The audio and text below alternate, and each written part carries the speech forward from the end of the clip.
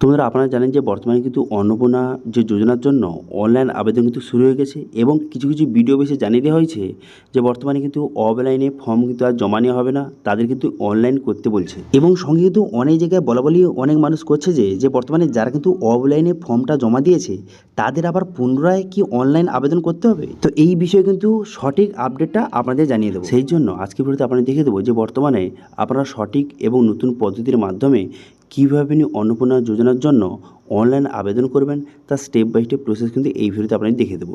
প্রতিটা অপশান কিন্তু আপনাদের বুঝিয়ে দেবো, সেক্ষেত্রে যাতে অনলাইন আবেদন করতে কোনো রকম আপনার সমস্যা কিন্তু হবে না। এবং সেই সঙ্গে আপনারা কিন্তু অনেক ধরনের কোশ্চেন করেছিলেন, অনেকের কিন্তু প্রবলেম হচ্ছে অনলাইন আবেদন করতে, সেই সব কোশ্চেনের অ্যান্সারও কিন্তু এই ভিডিওতে আপনাদের দিয়ে দেবো। ঠিক আছে, অনেকে বুঝতে পারছে না যে কোথায় কোন ডিটেলস সিলেক্ট করব, ডকুমেন্টস কীভাবে আপলোড করব, লক্ষ্মী ভাণ্ডারের সুবিধা যদি কেউ পেয়ে থাকে সেক্ষেত্রে সে কোনটা সিলেক্ট করবে, অথবা কিছু মানুষের 18+ বয়স হয়েছে কিন্তু ভোটার কার্ড নেই, সেক্ষেত্রে তারা কীভাবে আবেদন করবে।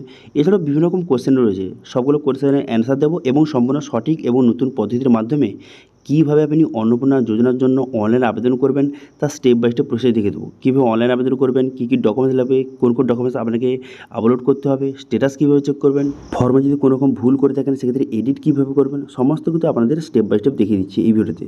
সেই জন্য ভিডিওটা প্রথম থেকে শেষ পর্যন্ত অবশ্যই দেখবেন মনোযোগ সহকারে, এবং আমাদের চ্যানেলে প্রথমবার ভিজিট করে থাকলে আমাদের চ্যানেলটিকে অবশ্যই সাবস্ক্রাইব করে রাখবেন এবং পাশে থেকে বেল আইকনটিকে অবশ্যই প্রেস করে রাখবেন। তো চলুন আজকে ভিডিওটা শুরু করা যাক। তো সর্বপ্রথমত এই অফিসিয়াল ওয়েবসাইটে আপনাকে ভিজিট করতে হবে, social registry.wp.gov.in। এখানে চলে আসবেন। এখানে চলে আসার পর এরপর citizen family log in access citizen portal এই অপশানে ক্লিক করবেন। ঠিক আছে, এই যে অ্যাক্সেস সিটিজেন পোর্টাল এই অপশানে ক্লিক করবেন।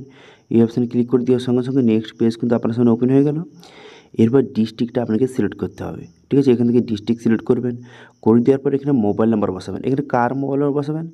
যাকে আপনি পরিবারের হেড রাখছেন তার আধার কার্ডের সঙ্গে যেই মোবাইল নাম্বার লিঙ্ক রয়েছে সেই মোবাইল নাম্বারটা বসাবেন। ক্যাপচাটা বসিয়ে রিকোয়েস্ট ওটিপি বাটনে ক্লিক করে দেওয়ার সঙ্গে সঙ্গে তারপরে মোবাইল নাম্বারে ওটিপি যাবে। সেই ওটিপিটা এখানে সঠিকভাবে বসিয়ে ভেরিফাই অ্যান্ড কন্টিনিউ বাটনে ক্লিক করবেন। আচ্ছা, এখানে নোটিশ দেওয়া আছে, এখানে বলা হয়েছে যারা কিন্তু 3 তারিখে অনলাইন আবেদন করেছিলেন, ঠিক আছে, তাদের কিন্তু পুনরায় অ্যাপ্লাই করতে কিন্তু বলা হয়েছে। এখানে কিন্তু নোটিশ দেখে নেবেন। তারপরে লগ ইনটা হয়ে যাওয়ার পর তারপর ড্যাশবোর্ডটি আপনার সামনে এইভাবে কিন্তু ওপেন হয়ে যাবে। এখানে উপরে লেখা রয়েছে ফ্যামিলি ডাটা কালেকশান। এখানে প্রথম দেখতে পাচ্ছেন হেড অফ ফ্যামিলি। এখানে সর্বপ্রথম কিন্তু হেড অফ ফ্যামিলির ডিটেলস আপনাকে বসাতে হবে। সেই জন্য যাকে আপনি হেড অফ ফ্যামিলি রাখতে চান, যে পরিবারে বড় রয়েছে যাকে আপনি হেড অফ ফ্যামিলি রাখতে চান, তার নামটা এখানে সঠিকভাবে লিখে দেবেন। যেটা কিন্তু আধার কার্ডে রয়েছে সেই নামটা আপনাকে লিখে দিতে হবে।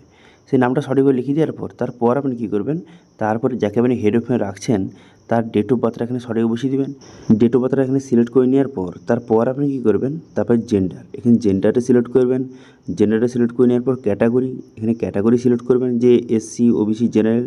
আচ্ছা, এবার অনেকের কোশ্চেন যে জেনারেলটা কোনটা সিলেক্ট করব। দেখুন, জেনারেল হচ্ছে সবার উপরটা, ইউআর লেখা আছে দেখতে পাবেন, আনরিজার্ভ ক্যাটাগরি, সেটা আপনাকে সিলেক্ট করতে হবে। তারপর রিলিজনটা এখান থেকে আপনি সঠিকভাবে সিলেক্ট করে নেবেন।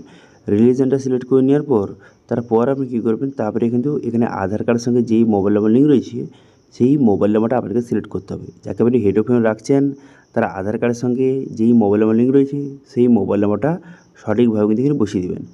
বসিয়ে দেওয়ার পর তারপরে এখানে বলা হয়েছে যে বর্তমানে আপনার পরিবারের কজন রয়েছে সদস্য, হেড অফ ফ্যামিলিকে নিয়ে টোটাল কতজন সদস্য। এবার এখানে আপনি লিখে দেবেন যে আপনার পরিবারের কতজন সদস্য, 3 জন 4 জন যতজন হয় সেটা আপনি লিখে দেবেন। দেখতে পাচ্ছেন এখানে আমি যদি এখানে 4 লিখে দিই সেক্ষেত্রে এখানে দেখতে পাবেন যে বর্তমানে হেড অফ ফ্যামিলি বাদে কিন্তু আরও 3 জন অ্যাড হয়ে গেছে, অর্থাৎ হেড অফ ফ্যামিলিকে নিয়ে টোটাল 4 জন কিন্তু অ্যাড হয়ে গেল। সবার ডিটেলস কিন্তু একে একে আপনাকে বসাতে হবে। ঠিক আছে, তারপরে এখানে বলা হয়েছে যে বর্তমানে যাকে আপনি হেড অফ ফ্যামিলি রাখছেন সে কি কোনো প্রকারের ডিসেবিলিটি, অর্থাৎ যে প্রতিবন্ধী কোনো প্রকারের, যদি হয়ে থাকে সেক্ষেত্রে আপনি ইয়েস করবেন, অন্যথা আপনি নো এখান থেকে সিলেক্ট করবেন। ঠিক আছে, এবার যদি ইয়েস সিলেক্ট করেন সেক্ষেত্রে সার্টিফিকেট নম্বর, কত পার্সেন্ট ডিসেবিলিটি এবং সার্টিফিকেট আপলোড করে দিতে হবে। যদি না হয়ে থাকে নো করবেন। তারপরে এখানে আধার কার্ডের ডিটেলস আপনাকে বসাতে হবে, সেই জন্য এখানে আধার নাম্বারটা সঠিকভাবে কিন্তু বসিয়ে দেবেন। যাকে আপনি হেড অফ ফ্যামিলি রাখছেন তার আধার কার্ড নাম্বারটা বসিয়ে দেবেন। বসিয়ে দেওয়ার পর আধার কার্ডটা কিন্তু আপনাকে আপলোড করতে হবে। ঠিক আছে, এখানে অনেকের কোশ্চেন যে জেরক্স কি আপলোড করলে হবে? হ্যাঁ, জেরক্স আপলোড করলে হবে, তবে জেরক্সের নিচে কিন্তু যাকে আপনি হেড অফ ফ্যামিলি রাখছেন তার সিগনেচার কিন্তু করতে হবে। সিগনেচার করে সেটা আপলোড করে দেবেন, অথবা আপনি অরিজিনাল আপনি আপলোড করলেও হবে, কিন্তু তবে কিন্তু উভয় পাস, আপনাকে আপলোড কিন্তু করতে হবে। এবার আধার কার্ডের উভয় পাশ একসঙ্গে আপনি একটা পেজে কীভাবে করবেন সেটা নিয়ে অলরেডি ভিডিওতে চ্যানেল রয়েছে, যারা দেখে আপনি করে নেবেন। এরপর এখানে পার্মানেন্ট অ্যাড্রেস আপনাকে বসাতে হবে, সেজন্য সঠিকভাবে লিখে দেবেন। অ্যাড্রেসে লিখে দেওয়ার পর তারপরে এরিয়া টাইপ এখানে রুরাল না আরবান এখান থেকে আপনি সিলেক্ট করবেন। করে দেওয়ার পর তারপর পিনকোডটা বসিয়ে নেবেন। এখানে পিনকোডটা সিলেক্ট করে নেওয়ার পর তারপরে আপনি কী করবেন, পোস্ট অফিস এখানে পোস্ট অফিসে সিলেক্ট করবেন। করে দেওয়ার পর পুলিশ স্টেশন এখানে পুলিশ স্টেশনটা সিলেক্ট করবেন। করে দেওয়ার পর তারপর বলা হয় যে বর্তমানে যে ব্লক বা মিউনিসিপ্যালিটির নেম এখান থেকে আপনি সিলেক্ট করবেন। করে দেওয়ার পর তারপরে গ্রাম পঞ্চায়েত বা ওয়ার্ডের নাম এখান থেকে আপনি সেটা সিলেক্ট করে নেবেন। করে নেওয়ার পর এবার কিন্তু ভোটার কার্ডের ডিটেলস আপনাকে বসাতে হবে। সেই জন্য কী করবেন, যাকে আপনি হেড অফ হোম রাখছেন তার এপিক নম্বর অর্থাৎ ভোটার কার্ডের নাম্বারটা সঠিকভাবে লিখে দেবেন। ভোটার কার্ড নাম্বার লিখে দেওয়ার সঙ্গে সঙ্গে এরপর কিন্তু ভোটার কার্ডটা আপনাকে আপলোড করতে হবে।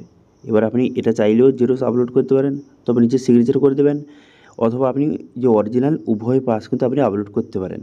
তারপরে কী করবেন, অ্যাসেম্বলি এখান থেকে অ্যাসেম্বলিটা আপনি সিলেক্ট করবেন।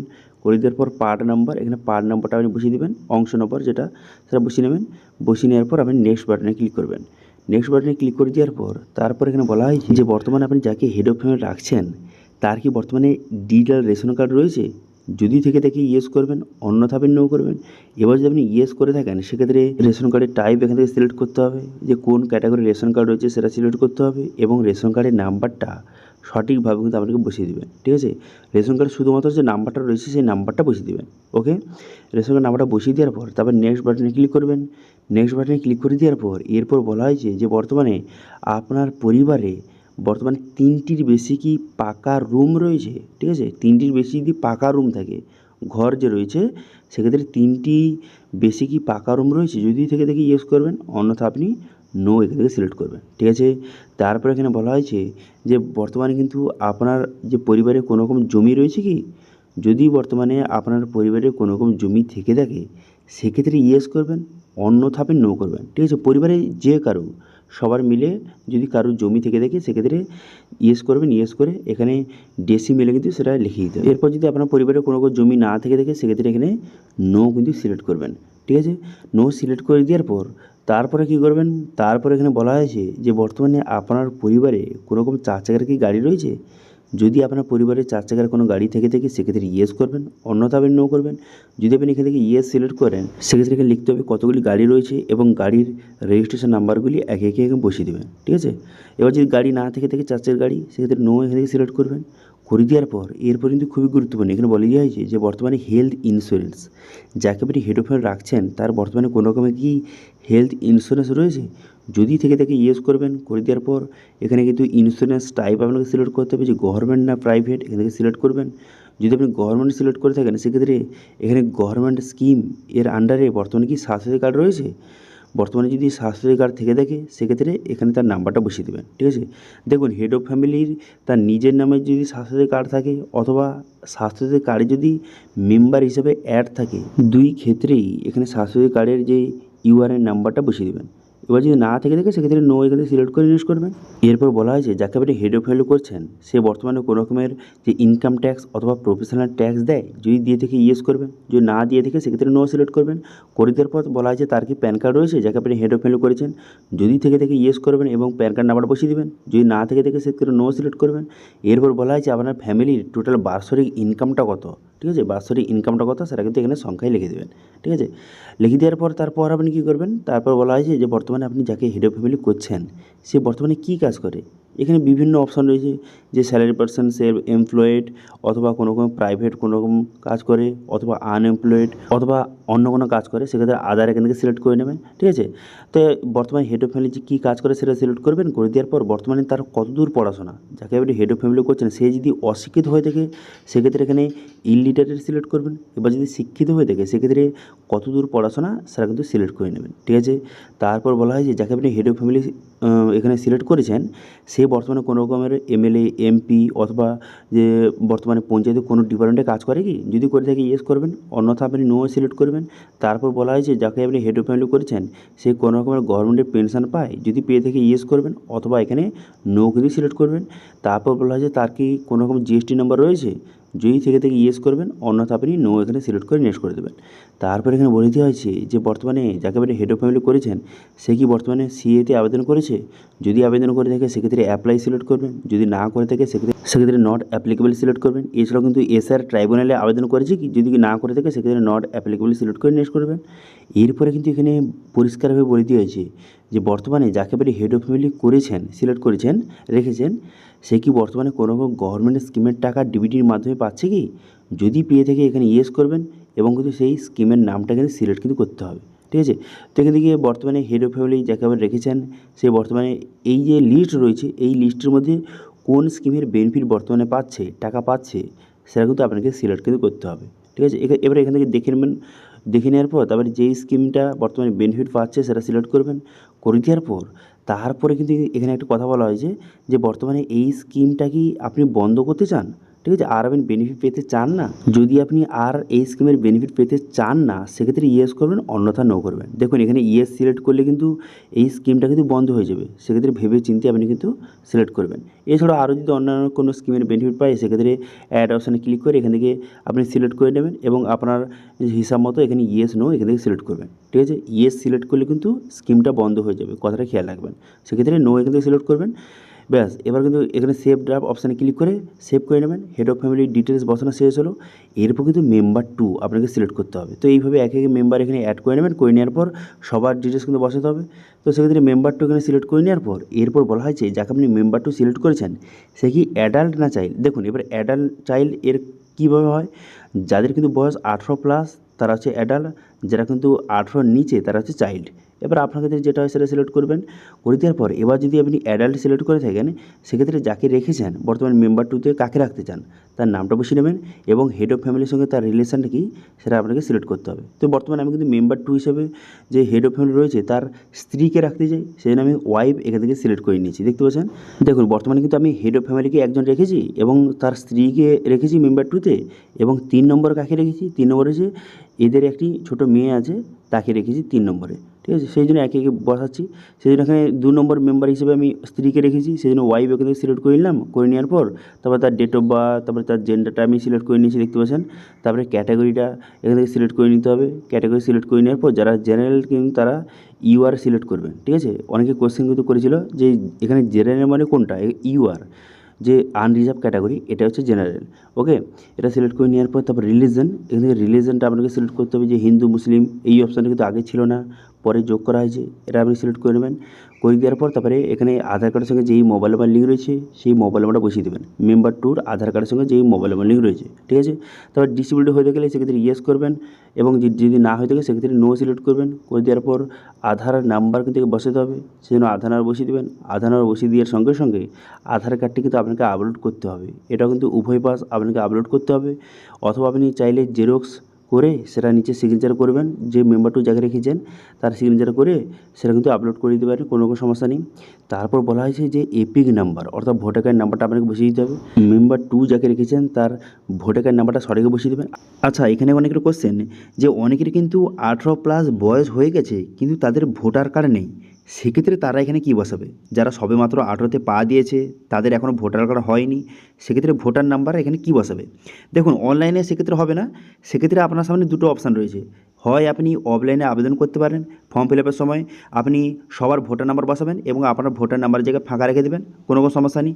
অথবা আপনি নতুন ভোটার কার্ড আবেদন করতে পারেন। এখন নতুন ভোটার কার্ড আবেদন করলে ওই মোটামুটি 1 থেকে 1.5 মাসের মধ্যে হয়ে যাচ্ছে, তারপর আবেদন হয়ে যাওয়ার পর সেই ভোটার নাম্বার এখানে বসিয়ে দিতে পারেন, ঠিক আছে। এবার নতুন ভোটার কার্ড কীভাবে আবেদন করবেন সেটা ভিডিও চাইলে অবশ্যই কমেন্ট করে জানাবেন, ঠিক আছে।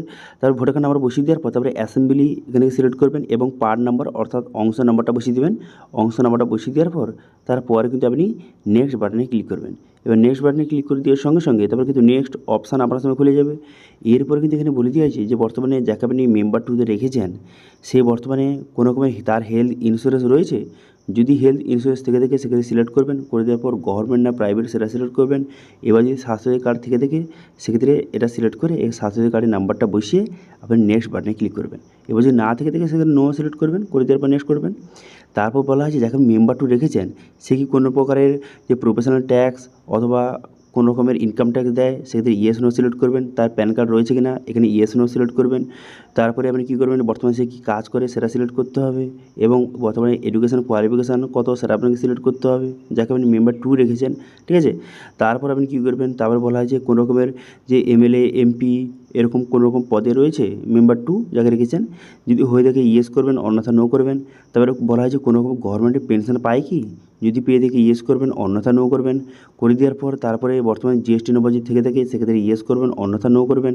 করে দেওয়ার পর আপনি নেক্সট বাটনে ক্লিক করবেন। নেক্সট বাটনে ক্লিক করে দেওয়ার সঙ্গে সঙ্গে নেক্সট পেজ ওপেন হয়ে গেল। এরপর বলা হয় যে যাকে আপনি মেম্বার 2 রেখেছেন সে কি বর্তমানে সিএতে আবেদন করেছে কিনা অথবা এসআর ট্রাইব্যুনালে আবেদন করেছে কিনা, এখান থেকেই সিলেক্ট করবেন, অন্যথা আপনি নট অ্যাপ্লিকেবল সিলেক্ট করে দেবেন। করে দিয়ে আপনি নেক্সট করবেন। নেক্সট করে দেওয়ার পর এরপর কিন্তু আপনার সামনে নেক্সট পেজ কিন্তু ওপেন হয়ে যাবে। এরপরে কিন্তু খুবই গুরুত্বপূর্ণ, এখানে অনেক মানুষ কিন্তু ভুল করছে। দেখুন এখানে বলা হয় যে আপনি কি অন্নপূর্ণা যোজনার জন্য আপনি আবেদন করেছেন, এখানে কিন্তু ইয়েস সিলেক্ট করবেন। কারণ বর্তমানে দেখুন আমি এখানে মহিলা সিলেক্ট করেছি, মেম্বার 2তে আমি মহিলা রেখেছি। এর বয়স কিন্তু 25 থেকে 60 বছরের মধ্যে এবং ইনি কিন্তু যে অন্নপূর্ণা যোজনার জন্য এলিজিবল, ঠিক আছে। সেক্ষেত্রে কিন্তু এখানে আপনি যখনই কোনো মহিলা সিলেক্ট করবেন এবং তার বয়স যদি 25 থেকে 60 বছরের মধ্যে হয়ে থাকে সেক্ষেত্রে এই অপশানটা কিন্তু অটোমেটিক চলে আসবে আপনার সামনে।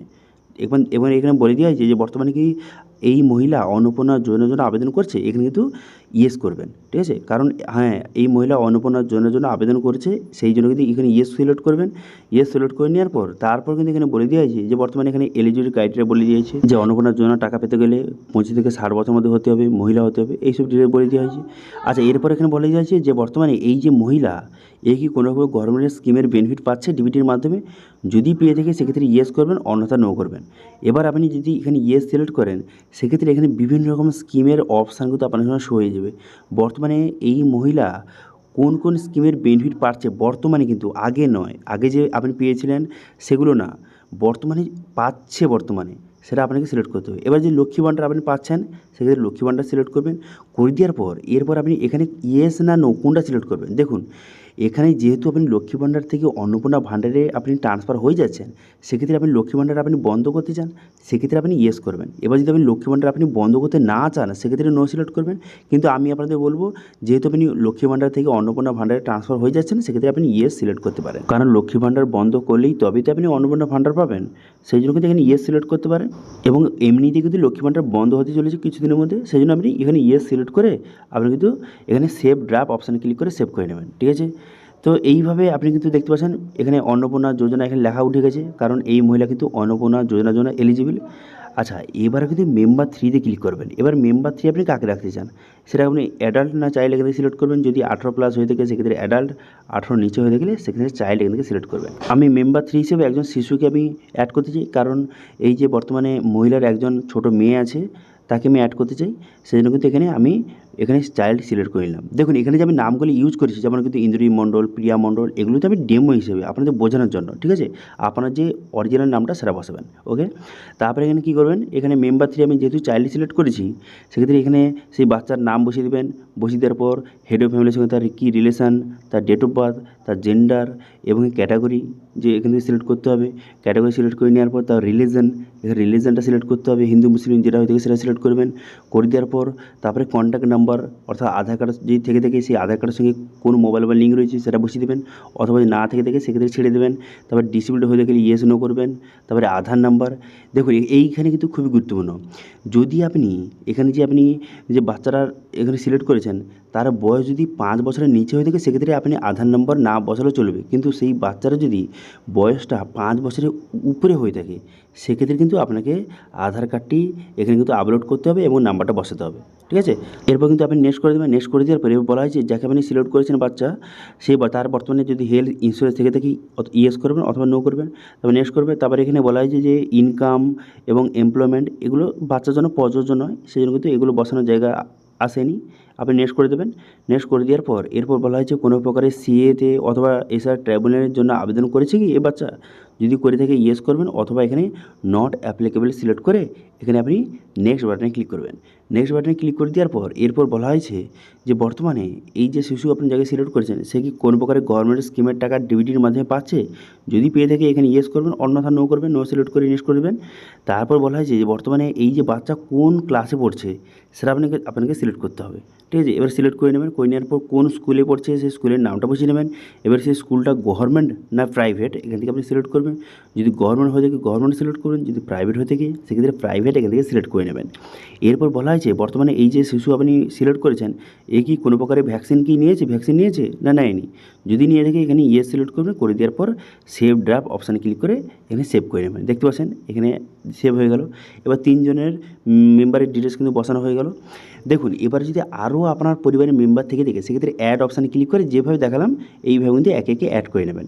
এবার সমস্ত মেম্বার অ্যাড হয়ে যাওয়ার পর এরপর কিন্তু ডিক্লারেশন অ্যান্ড কনসার্ন এই অপশানে ক্লিক করবেন। করে দেওয়ার পর এখানে টার্ম অ্যান্ড কন্ডিশন ঠিক চিহ্ন মারবেন, ঠিক চিহ্ন মেরে দেওয়ার পর সাবমিট বাটনে ক্লিক করে দেবেন। ঠিক আছে, সাবমিট বাটনে ক্লিক করে দেওয়ার সঙ্গে সঙ্গে আপনার অ্যাপ্লিকেশানটা সাকসেসফুলিভাবে সাবমিট কিন্তু হয়ে যাবে। দেখতে পাচ্ছেন এইভাবে সাবমিট হয়ে যাবে। এবার আপনি পরবর্তী সময়ে আপনি কী করবেন, এখানে আপনার অ্যাপ্লিকেশান লগ ইন অপশানে এসে পুনরায় কিন্তু আপনার মোবাইল নাম্বার বসিয়ে এখানে কিন্তু রিকোয়েস্ট ওটি বাটনে ক্লিক করে পর এখানে লগ ইনটা হয়ে যাবে।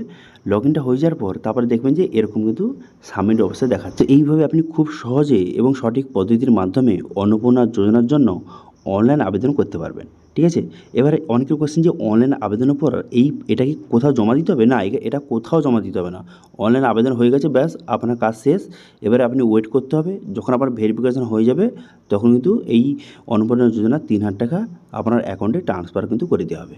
ঠিক আছে, তো এবার কিন্তু বিভিন্ন জায়গায় বিভিন্ন মানুষ বলাবলি করছে যে যারা কিন্তু অফলাইনে ফর্ম জমা দিয়েছে তাদের আবার পুনরায় অনলাইন করতে হবে। তো এই বিষয়ে কিন্তু আজকের যে বিডিও অফিসে ফোন করেছিলাম তারা বলছে যে এটা কোনো রকম বাধ্যতামূলক নয়, আপনি চাইলে আপনি অনলাইন আবেদন করতে পারেন, কোনো রকম সমস্যা নেই। তারা এটা বলতে চাইছে যে আপনি যে ফর্মটা বিডিও অফিস অথবা পঞ্চায়েত অফিসে ফর্মটা আপনার জমা পড়েছে, এবার তারা কিন্তু আপনার ফর্মটাকে অনলাইনে এন্ট্রি করে দেবে। কিন্তু যদি আপনি চান যে না আমার ফর্ম আমি নিজে অনলাইনে এন্ট্রি করব, তো সেক্ষেত্রে আপনি চাইলে আপনি অনলাইন আবেদন কিন্তু করতে পারেন। তারপর কী হবে, তারপর যখন তারা আপনার যে অফলাইন ফর্মটা যখন অনলাইনে এন্ট্রি করতে যাবে তখন দেখবে যে আপনার ফর্মটা অলরেডি অনলাইনে এন্ট্রি হয়ে আছে, তখন তারা কিন্তু ভেরিফিকেশান করে সেটা অ্যাপ্রুভ করে দেবে। সেক্ষেত্রে তাদের সুবিধা হবে। তো সেই জন্য আপনি চাইলে আপনি অনলাইন করতে পারেন। এবার যদি আপনি না চান যে আমি অনলাইন করব না, তো সেক্ষেত্রে বিডিও যে অফিসাররা তারা কিন্তু নিজে আপনার ফর্মটাকে অনলাইনে এন্ট্রি কিন্তু করে দেবে। ঠিক আছে, তো সেক্ষেত্রে আপনারা বুঝতে পারছেন পুরো বিষয়টা ক্লিয়ার হলো যে আপনারা চাইলে অনলাইনে করতে পারেন, আবার না চাইলে নাও করতে পারেন। যারা কিন্তু অফলাইনে ফর্মটা জমা দিয়েছে তাদের ক্ষেত্রে বলছি। ঠিক আছে, সেক্ষেত্রে বর্তমানে কিন্তু কিছু কিছু জায়গায় বর্তমানে কিছু বিডিও অফিসে যে অফলাইনে জমা দিতে না বলছে, অনলাইনে করতে বলছে, সেক্ষেত্রে আপনি চাইলে আপনি অনলাইন কিন্তু করতে পারেন। দেখুন এবারে অনেকে ভাবছেন যে অফলাইন বন্ধ হয়ে গেছে, এরকম না, বন্ধ কিন্তু হয়নি। তবে তারা বলছে যে আপনারা এখানে অনেক ভিড় হচ্ছে, সেক্ষেত্রে আপনারা অনলাইন আবেদন করতে পারেন, এরকম কিন্তু তারা বলে দিচ্ছে। ঠিক আছে, এবার আপনার যেটা ইচ্ছা আপনি অনলাইন অফলাইন যেটা ইচ্ছা আপনি কিন্তু ফর্মটা ফিল আপ করে আপনি জমা দিতে পারেন। ওকে, এবার অনেকের কোশ্চেন যে আমার ফর্মটা কোনো কারণে ভুল আমি বসিয়ে ফেলেছি এবং সেটা ফর্মটা সাবমিট করে দিয়েছি, সেক্ষেত্রে এডিট কীভাবে করব? দেখুন এখন কিন্তু বর্তমানে এডিট করার কোনো রকম অপশান নেই। পরবর্তী সময় যদি এডিট করার অপশান এসে থাকে আপনাদের জানিয়ে দেবো। এবার এখন যদি আপনি আপনার ফর্মটা ভুল ফিল আপ হয়ে গেছে সেটা আপনি ঠিক করতে চান, সেক্ষেত্রে কী করতে পারেন, একটাই অপশান রয়েছে, আপনি কিন্তু বিডিও অফিসে গিয়ে কিন্তু যোগাযোগ করতে পারেন। ঠিক আছে, তারা চাইলে কিন্তু ঠিক করতে পারবেন, নাহলে কিন্তু এখন বর্তমানে আপনি নিজে থেকে কোনো রকম এডিট করতে পারবেন না। এবার পরবর্তী সময় যদি অপশান যোগ করা হয় তখন আপনাদের দেখিয়ে দেবো। ঠিক আছে, এবার এই অনলাইন আবেদন নিয়ে কোনো রকম যদি আপনার কোশ্চেন অথবা কোয়ারিজ থেকে থাকে অবশ্যই কমেন্ট করুন, আমি অবশ্যই রিপ্লাই করবো। এবং আজকে ভিডিও ভালো লাগে তাহলে ভিডিওকে লাইক করে দেবেন এবং ভিডিও কিন্তু বন্ধুর সঙ্গে শেয়ার করে দেবেন। এবং আমাদের চ্যানেলে প্রথমবার ভিজিট করে থাকলে আমাদের চ্যানেলটিকে সাবস্ক্রাইব করে রাখুন এবং পাশে থেকে বেল আইকনটিকে অবশ্যই প্রেস করে রাখুন। আজকে ভিডিওটা এই পর্যন্ত, দেখা আছে নেক্সট ভিডিওতে। Thank you.